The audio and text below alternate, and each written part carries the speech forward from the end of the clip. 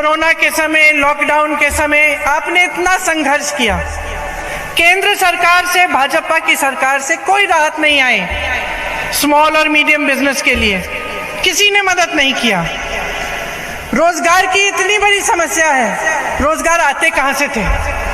बड़े बड़े पीएसयू से आते थे, रेलवेज, बीएचईएल, इस तरह के पीएसयू से। सारे के सारे पीएसयू बेच डाले। किसको बेचे?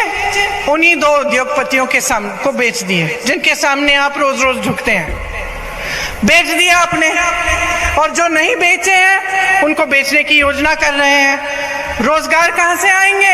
आप कहते रहते हैं, ऐलान करते रहते हैं, हम रोजगार पैदा करेंगे, पैदा करेंगे। इतने साल हो गए, कोई रोजगार पैदा नहीं हुए। सारे नौजवान बेरोजगार पड़े हुए हैं। किसानों को लीजिए, किसानों के लिए ऐसे कानून लाए जा रहे थे जो किसान के खून पसीने की मेहनत की कमाई उन्हीं उद्योगपतियों को देने जा रही थी। ये थे कानून। आप सब उसको अच्छी तरह से समझे। आपने आंदोलन किया। जो प्रधानमंत्री कल यहाँ पठानकोट आए चुनाव के लिए, वही प्रधानमंत्री अपने घर से बाहर 5-6 किलोमीटर नहीं आ पाए उन किसानों से मिलने के लिए। 1 साल उनसे आंदोलन कराया। अमेरिका गए, कनाडा गए, पूरी दुनिया में भ्रमण किया। अपने लिए 16,000 करोड़ के 2 हवाई जहाज खरीद लिए।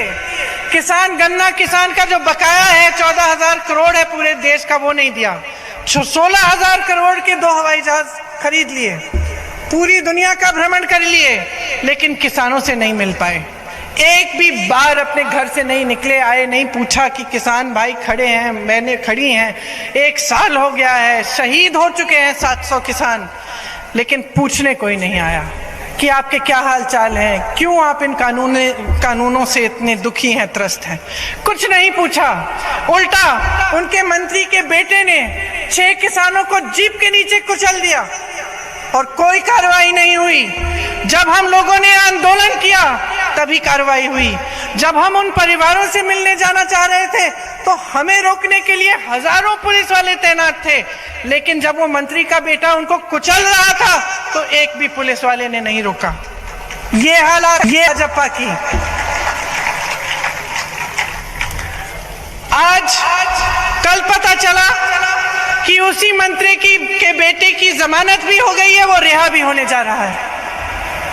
उसके पिताजी के साथ नरेंद्र मोदी जी स्टेज पे खड़े होते हैं आज भी।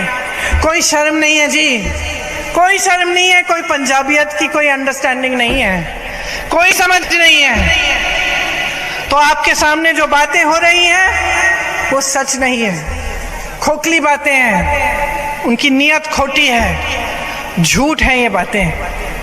सब कहते हैं, कोई कहता है धर्म के आधार पर वोट दीजिए, कोई कहता है सुरक्षा के आधार पर वोट दीजिए, कोई आपकी आस्था का इस्तेमाल करता है ताकि उसके आधार पर वोट मिले, लेकिन कोई विकास के बारे में नहीं बोल रहा है, कोई आपकी समस्याओं के बारे में नहीं बोल रहा है। सब कहते हैं नई सरकार देंगे। अरे पहले एक सरकार तो चलाइए। आपको मालूम है दिल्ली में पुलिस भी इनके अंडर नहीं है, अरविंद केजरीवाल जी के अंडर।